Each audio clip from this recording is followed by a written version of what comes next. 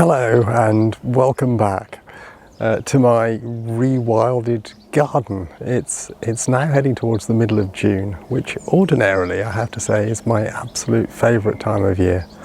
Who doesn't love June? Everything's in flower, all the insects are about, it's warm, it's sunny. Except this year it really isn't, sadly. It's been a bit rubbish, but never mind. I normally wait for a beautiful sunny day to make a film of the garden. Because then all the insects are busy buzzing about and so on. But forecast says it's going to be cold and wet for the next week, so I gave up and I'm going to do one anyway. Apologies if we don't see as many beasties as we might hope to normally, but we'll make do. As at least the flowers are flowering, and there are plenty of insects about actually. They're just got to look a bit harder to find them. So we'll see what we can see. Hopefully we'll find some cool and interesting creatures. Come with me. As usual, let's start close to the house where there's a little bit more order and more flowers, because I put in a bit more effort keeping things slightly under control. Here's a gorgeous garden bumblebee, Bombus hortorum. Huge long tongue and 3 yellow stripes and a white bottom. And it's feeding on catmint, and if we just have a look, you'll see the catmint is looking fabulous at the moment. It really is an unbeatable plant for bumblebees. There's a common carder, all brown, Bombus pascarorum. And there are lots of others, even on a cold day like today, there's plenty of bees about. But behind the catmint, look at that glorious display of foxgloves. Another of my favourite plants. And they're also mostly being visited by garden bumblebees. You can't see many of the bees because they're usually inside the flowers, apart from when they sort of drop out to go from flower to flower. But trust me, there are plenty of bees in there. Foxgloves, they don't flower for that long. You can see a lot of them are going to seed already. They've been flowering for 2 or 3 weeks, but boy, they look glorious while they're going. Let's just zoom in a little bit. Oh, I'm crushing my catmint. But the flowers, they're just beautiful, aren't they? With those spotty insides, which is sort of like a landing pad for where the bees land and go up inside. And this bed is dominated by quite a lot of native wildflowers, the foxgloves of course, the oxeye daisies, the teasels. You can see they're not flowering yet, but they will be soon enough.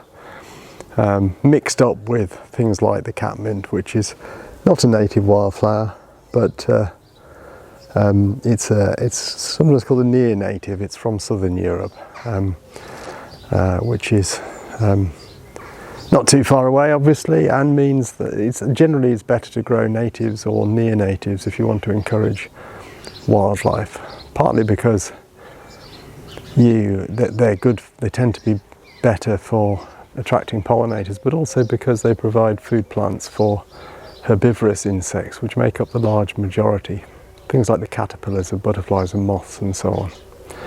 Anyway, I think that bed's looking pretty damned amazing, though I say it myself. Okay, let's go along. What else can we find? I've got a load of pots along the side of the drive. Here's some small scabious with a male early bumblebee. Oh, he's just flown off. This is another native wildflower, beautiful little flower. I've got lots of this scattered around the garden. And we'll go along. Macedonian scabious. Oh, there's the male early bumblebee. If we can get a good look at it. There we go, right in front of us. Beautiful little things. The early bumblebees will be finished soon. That's why they're called early bumblebees. Their colonies die off in June, so it won't be long before they're gone for another year, sadly. What else do we have in here? Loads of marjoram, which will be coming into flower in a week or two. Some geraniums. This is Baptisia, a legume that's quite popular with bees. This has gone over now, but this is goat's beard, Tragopogon, rather magnificent. I love this plant, Allium cernuum. One of the dozens and dozens of alliums you can grow in your garden, both to eat or to look at or to attract the bees, and this is a good one for the bees. Very elegant, sort of drooping flowers. And although there's nothing on this one right now, the bees do love them. And then what else do we have along here?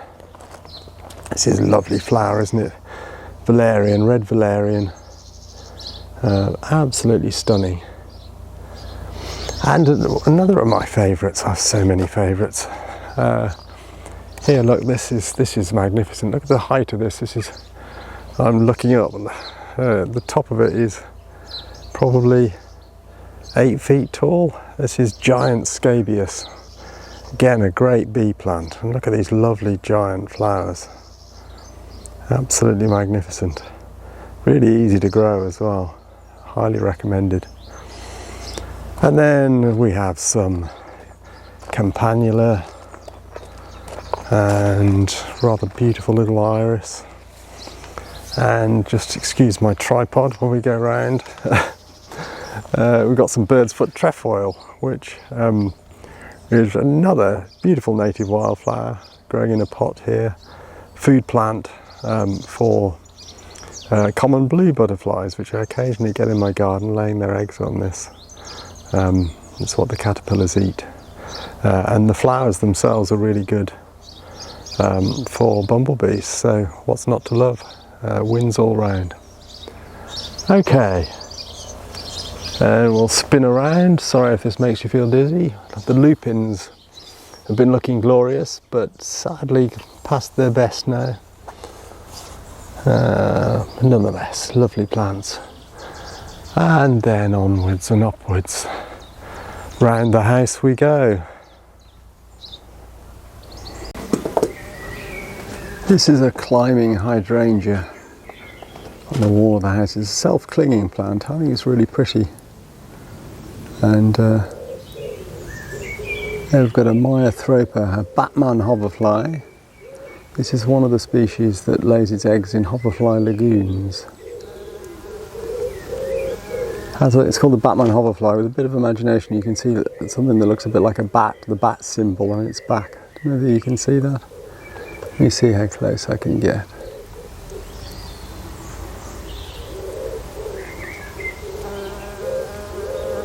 There's an early bumblebee buzzing around as well. Anyway, hopefully you could see that. Sweet little fly. And an early bumblebee. And these frothy flowers are just bursting out. Most of them not yet open. But look, it's quite a handsome plant, that. I like it. Covering up these ugly drain pipes on the side of the house very effectively.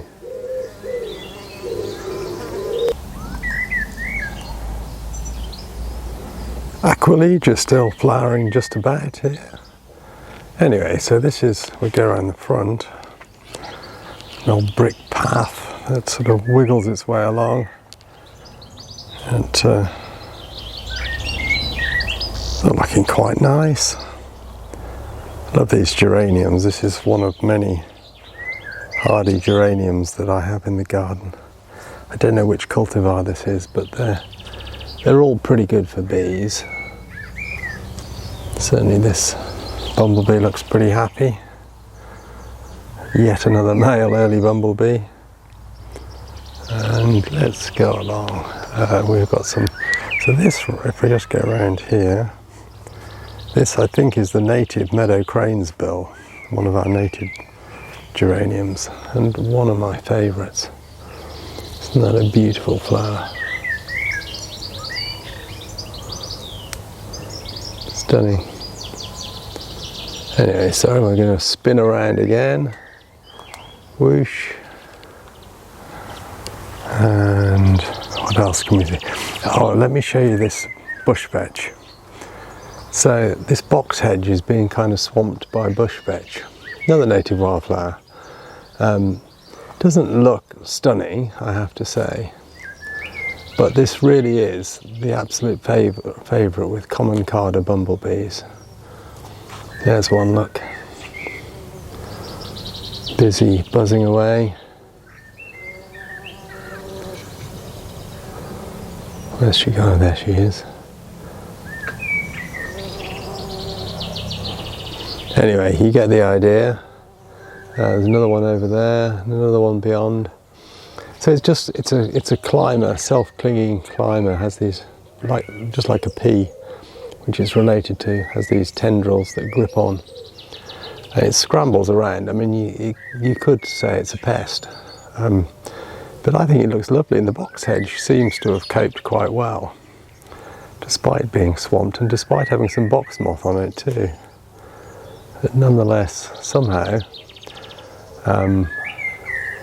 the hedge is still alive, unlike most people's who've got box moths. So maybe the vetch is helping in some obscure way. Anyway, the bees absolutely love it, and I love it. Some rather spectacular roses here, but of course roses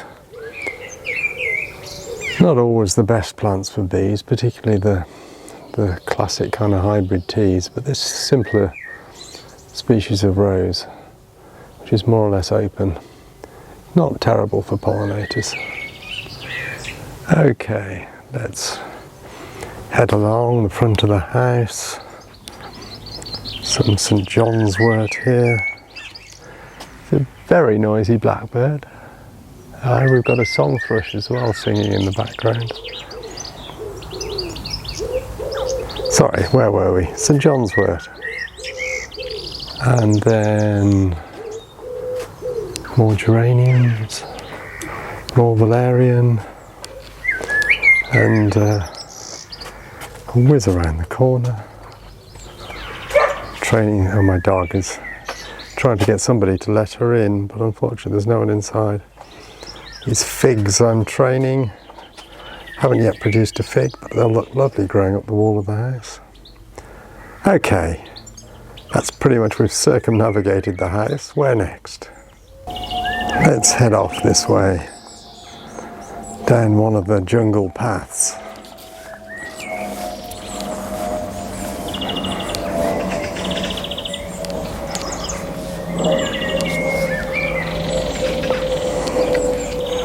Some rather lovely purple toad flax there.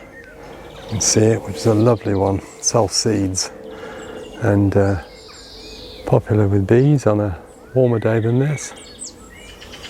Oh, let me show you something that got me really excited the other day.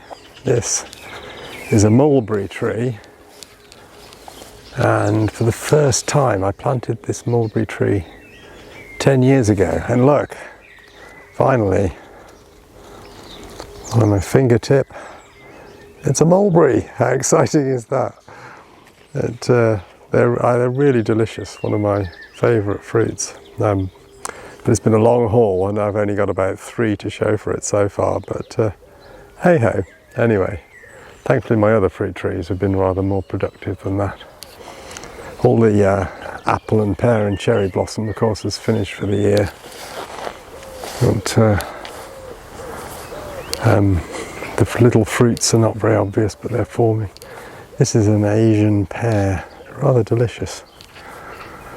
This part of the garden is crazily overgrown, as you can see. But a lot of comfrey in here, which let's have a closer look at the comfrey. This little early bumblebee is acting as a secondary nectar robber on this comfrey. See, it's using, early bumblebees have got weak jaws, they can't bite holes in flowers to nectar rob, but they use holes that have been bitten by other bees. There's another one. So almost every flower here has already been robbed. See there, just above my thumbnail, there's a little hole. It's been made by probably by a buff-tailed or white-tailed bumblebee. And there's a different early bumblebee. She's after pollen, so she's going the proper way into the flower. And you can see the pollen on her legs. There's a honeybee just wove in and out of view. They're also secondary nectar robbers. It's kind of fascinating. Oh, here we go, look. There's a honeybee, busy robbing nectar. Again, they can't bite the holes themselves, but they're more than happy to use holes someone else has made.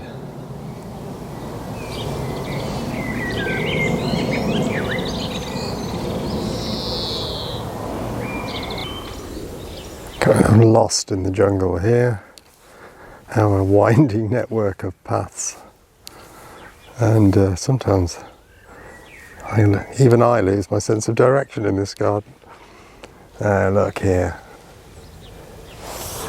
There is a small garden bumblebee. She's just flown off, but she's feeding on this yellow flower, my yellow rattle. Look at this over here. I'm very, very proud of this.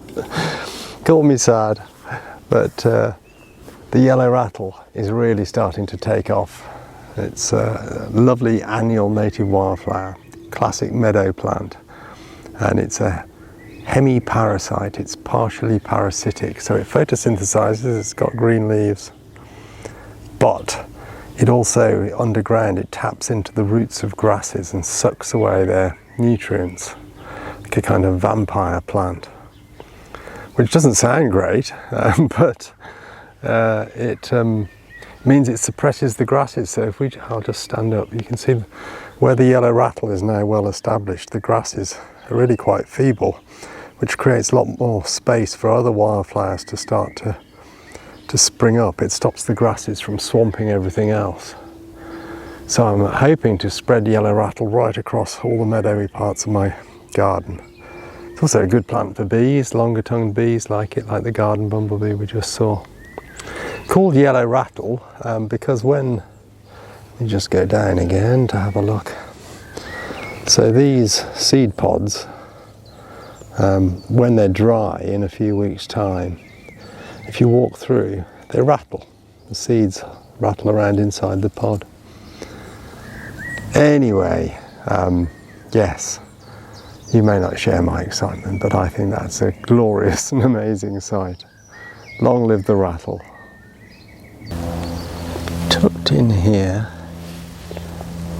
is a silver Y moth. This is a migratory moth species.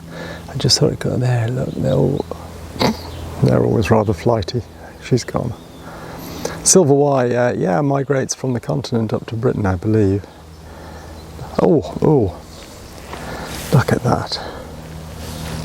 There on one of those buttercups. I hope you can see it. There is a very beautiful crab spider. Kind of yellowish spider, almost matching not quite as bright as the petals, but blends in pretty well. She'll creep under the flower if I get too close. They always do. I'm obviously concerned that I might be a bird about to eat her.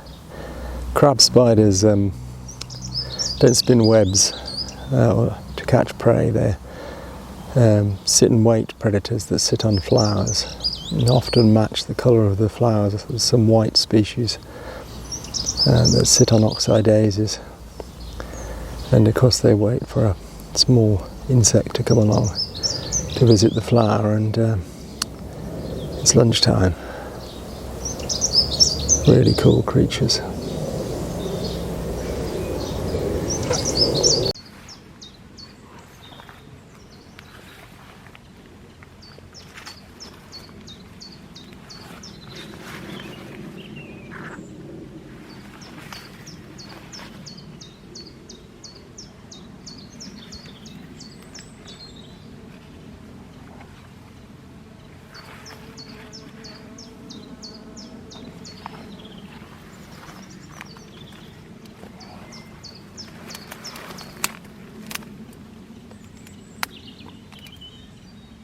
This is ragged robin.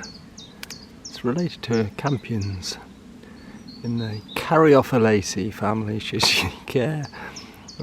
Glorious, beautiful flowers. Native wildflower. Prefers damp spots and shady places.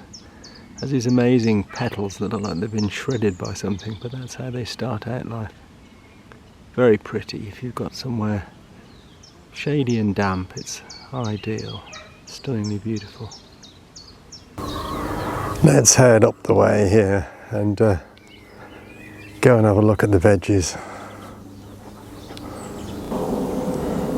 Here's the veggies. They've been ravaged by slugs this year, more than any year I can remember. I guess all the rain and a relatively mild winter. Nonetheless, I've got quite a lot growing. Let's see what we can see. So there's little baby parsnips coming up in here. Next to this is horseradish, yacons, rhubarb, orache, this is a salad plant, runner beans, lots of leeks left over from last year to flower. These are going to be beautiful in a couple of weeks' time. Good for bees too. I think leeks are almost worth growing for the flowers rather than eating them, so I always grow loads. Anyway, there's a few ornamental alliums amongst the veggies. Onions, asparagus, Welsh onions. These are cool. This is a perennial onion that I've grown for the first time, planted them last year. These odd flowers, which the bees quite like. Nobody on there today, but never mind. Trust me, they do. And you can eat any part of the plant at any time of the year. Pull the whole thing up, pull bits off it, chop it up, use it like any other onion. Really versatile vegetable. The asparagus is flowering, but you see some bumblebees on that too. There we go, as if to order. There's a little early bumblebee buzzing around there with bright orange pollen on her pollen baskets. Yeah, she's not being very obliging, I'm afraid. You see if I can get you a close-up. Big pigeon just flew off.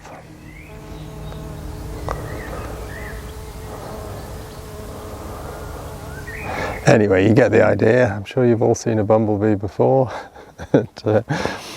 And what else do we have? We've got potatoes. We've got climbing French beans and more runner beans. We've got sweet corn. This tall stuff is Jerusalem artichoke. That'll grow 10 feet tall. Lovely tubers underground. We've got courgettes and squashes over there. And that'll do, I guess. Not super exciting. I'm sure most of you have seen a vegetable patch before. Let's go. Let's see what else we can find. Taking a little diversion into the fruit cage here. I think we're going to have a bumper harvest of loganberries this year. Tons and tons of fruit on these, and my loganberries have kind of taken over in here, along with the red currants. We produce, I don't know, tens of kilos of fruit every year, but this year looks like it's going to be the best ever. Just freeze them all down and then eat them through the winter. A lovely bit of sort of frozen summer sunshine. Fantastic. And all obviously pollinated by these guys. Yet another, I said this about 5 times, yet another early bumblebee. Sad to think they're going to be gone soon, but anyway. See the difference in colour pollen? This is rubus, blackberry and raspberry and so on, and loganberry flowers have kind of creamy white pollen. A very different colour to the asparagus pollen we saw a minute ago.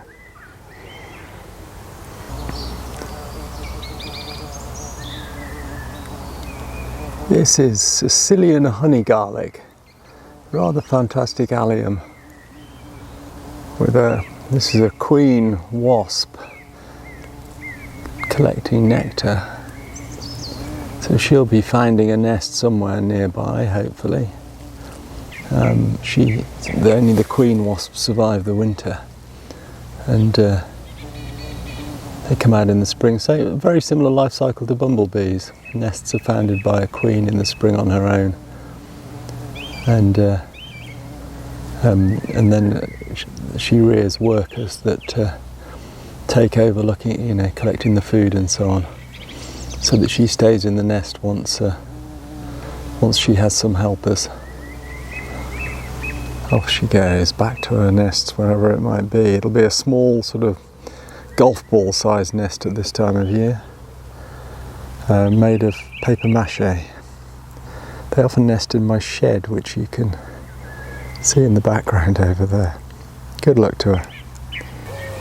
I've just spotted something. A brown butterfly. It's a pretty drab little critter, but it's the first meadow brown of the year. First one for me anyway. I did my PhD on meadow brown butterflies. It's a male. It's just perched here, settled for a bit of a rest. I'll go closer and closer until it flies off, and then you'll see it. I spent 3 years counting the tiny dots on the underside of their wings. I could explain why, but it's deeply dull. Hopefully you can see it. There we go, we're nice and close. Not the world's most beautiful butterfly, but I like them. One of our commonest butterflies. Normally found in kind of meadowy grassland areas in the countryside. But you get it sometimes in field margins and hedgerows, and happily in gardens if and only if you don't cut the grass all the time. The caterpillars feed on grasses. So if you allow some of the grass to grow, it's the best thing you can do to encourage butterflies in a garden is simply have long grass. There's been some interesting new studies on that.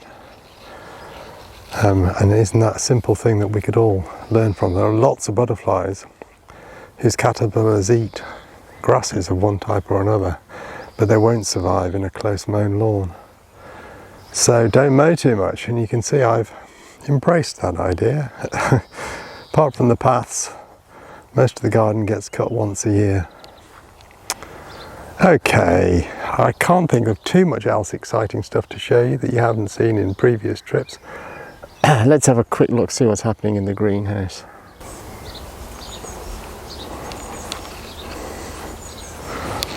This penstemon is looking beautiful, isn't it?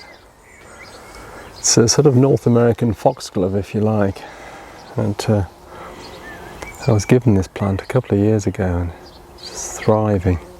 It's a garden bumblebee, just here. And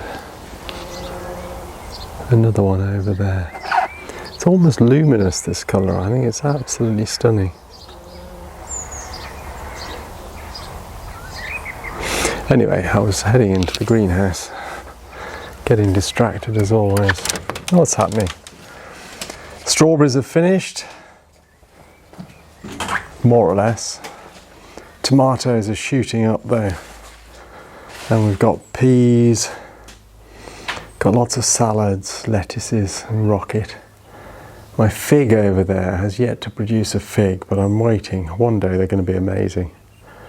The grape, on the other hand, the grapevine along the back, grows all the way along as a single plant covered in fruit. It produces tons of grapes. You can see them all dangling. Let me just show you this. I can't remember the Latin name, but this is we saw these growing in the wild in Corfu. It's a rather beautiful Asteraceae. I just thought I'd try growing it, and I'll let you know whether insects like it. What else is in here? We've got cauliflowers going slightly past their best, but they're still delicious. We've got French beans, yin-yang beans. We've got butternut squashes, and so on and so on. It's all, oh, this is a nice one. You might not have seen this before. This is agretti, which is an Italian salad vegetable. It's vaguely related to samphire, I believe, which grows in salt marshes, but this grows in any old soil quite happily. And it's a really nice, crunchy, crisp salad vegetable. It grows, this will get quite big, this plant, and you can just pull bits off it and sprinkle it in your salad. Agretti, well worth a try. I only discovered it a couple of years ago. Okay, I think we're more or less done. So that's it from me for this time. Join me again in July or August, when hopefully the sun will be shining. Who knows? I'm sure one way or another the bees will still be buzzing. It'd be good to see you here. Don't forget to, sorry, this bee's distracting me. Don't forget to subscribe if you want to get notifications of future videos. And otherwise, I'll see you soon. Take care.